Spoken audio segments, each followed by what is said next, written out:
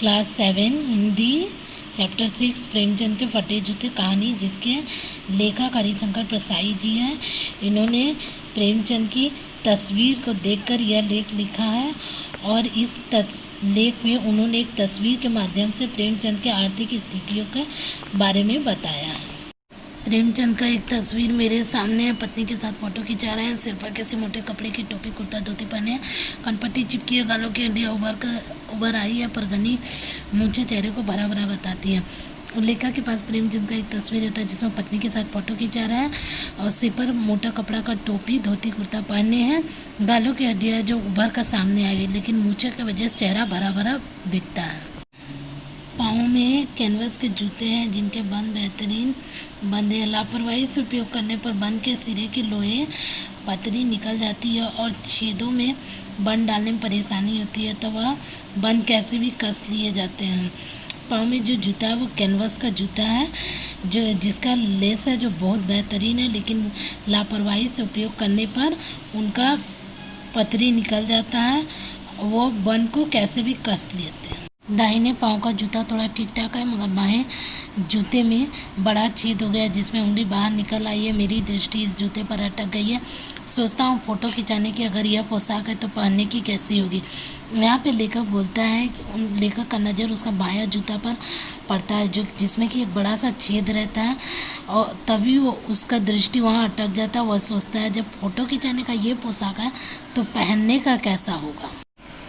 Photo ही खिंचाना था तो ठीक जूते पहन लेते या ना खिंचाते। फ़ोटो ना खिंचाने से क्या बिगड़ता था। शायद पत्नी का आग्रह रहा हो और तुम अच्छा चल वही कहकर बैठ गए होगे, मगर यह कितनी बड़ी ट्रेजिडी है कि इस आदमी के पास फ़ोटो खिंचाने के जूते ना हो।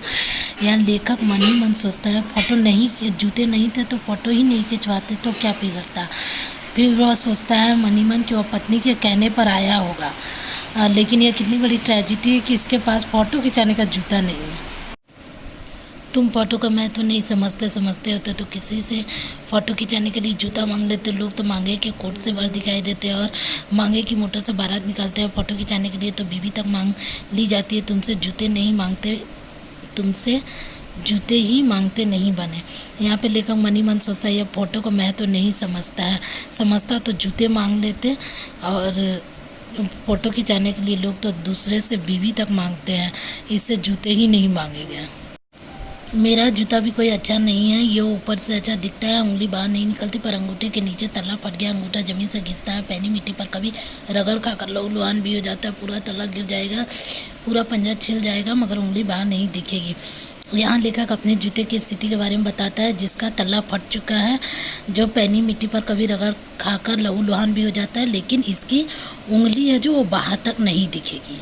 जूता बड़े ठाट से पहने हूँ, मैं ऐसे नहीं पहन सकता। फ़ोटो तो ज़िंदगी भर इस तरह नहीं खिंचाऊँ, चाहे कोई जीवनी बिना फ़ोटो के छाप दे। तुम्हारी अभ्यंग मुस्कान मेरे हौसले को प्रकट कर देती है। क्या मतलब है इसका, कौन सी मुस्कान है यह। यहाँ लेखक मन में सोचता है हम ये फटा जूता भी बड़े ठाट से पहना, हम तो ऐसा पहन नहीं सकते हैं, और फ़ोटो तो ऐसा कभी नहीं खिंचवाएंगे, चाहे कोई भी जीवनी बिना फ़ोटो के ही छाप दे। लेकिन इनकी यह व्यंग मुस्कान उनका हौसला हरा देती है। तो वो मन ही मन सोचते कौन सी मुस्कान है ये, कि क्या मतलब है इसका।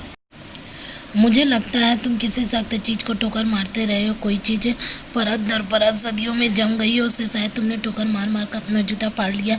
कोई टीला जो रास्ते पर खड़ा हो गया था उस पर तुमने अपना जूता आजमाया। यहाँ प्रेमचंद लेखक के जूते की दशा को देखकर यह सारी बातें कहते हैं कि सख्त चीज़ को ठोकर मारते रहे होंगे, या फिर परत दर परत सदियों में जम गई होगी, उससे शायद तुमने ठोकर मारकर अपना जूता पाड़ लिया, या कोई टीला रास्ते पे खड़ा रहा होगा जिससे तुमने अपना जूता आजमाया। तुम उसे बचाकर उसके बगल से भी तो निकल सकते थे, टीले से समझौता भी तो हो जाता। सभी नदियाँ पहाड़ थोड़े ही फोड़ती है, कोई रास्ता बदल कर घूम कर भी तो चली जाती है। यहाँ पर प्रेमचंद जी उनके जूते की दशा देखकर मन ही मन ये सारी बातें कहते हैं कि तुम उससे अपना जूता बचाकर भी तो चल सकते हो, टीलों से समझौता भी किया जा सकता है, और सभी नदियाँ पहाड़ थोड़ी ना है, थोड़ी ही फोड़ती है, तुम रास्ता बदल कर भी जा सकते थे। तुम समझौता कर नहीं सकते, क्या तुम्हारी भी वही कमजोरी थी जो होरी को ले डूबी, वही नेम धर्म वाली कमजोरी, नेम धर्म उसकी भी जंजीर थी, मगर तुम जिस तरह मुस्कुरा रहे हो लगता है कि शायद नेम धर्म तुम्हारा धर्म नहीं तुम्हारी मुक्ति थी। यहाँ पे प्रेमचंद जी अपने उपन्यास गोदान में होरी को लेकर के वो लेखक को कहते हैं, क्या तुम्हारा भी वही नेम धर्म वाली कमजोरी थी जो होरी को ले डूबी, लेकिन तुम्हारी हंसी को देख के लगता है कि नेम धर्म तुम्हारा धर्म नहीं था बल्कि तुम्हारी मुक्ति। तुम क्या उसकी तरफ इशारा कर रहे हो जिसे ठोकर मारते मारते तुमने जूता फाड़ लिया? मैं समझता हूँ, तुम्हारी उंगली का इशारा भी समझता हूँ और व्यंग मुस्कान भी समझता हूँ। तुम मुझ पर या हम सभी पर हंस रहे हो, उन पर जो उंगली छिपाए और तलवा घिसवाए चल रहा है। यहाँ लेखक प्रेमचंद के व्यंग मुस्कान को देखकर यह मनी मन कहते हैं कि मैं तुम्हारे व्यंग मुस्कान को भी समझता हूँ, तुम्हारी उंगली के इशारे को भी समझता हूँ कि तुम मुझ पर या हम सभी पर हंस रहे हो, जो लोग उंगली तो बचा लिए लेकिन अपना तलवा घिसवा चुके हैं। तुम कह रहे हो मैंने तो ठोकर मार मार कर जूता फाड़ लिया, उंगली बाहर निकल आई है पर पाँव बचा रहा है और मैं चलता रहा, मगर तुम उंगली को ढकने की चिंता में तलवे का नाश कर रहे हो, तुम चलोगे कैसे?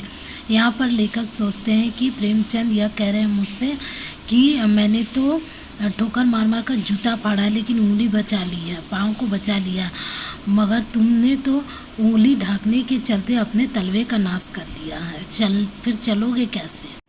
मैं समझता हूँ, मैं तुम्हारे फटे जूते की बात समझता हूँ, उंगली का इशारा समझता हूँ, तुम्हारी व्यंग मुस्कान समझता हूँ। अंत में लेखक प्रेमचंद से कहते हैं कि मैं सब समझता हूँ, तुम्हारे जूते का बात भी समझता हूँ, तुम्हारा इशारा भी और तुम्हारा व्यंग मुस्कान को भी हम समझते हैं।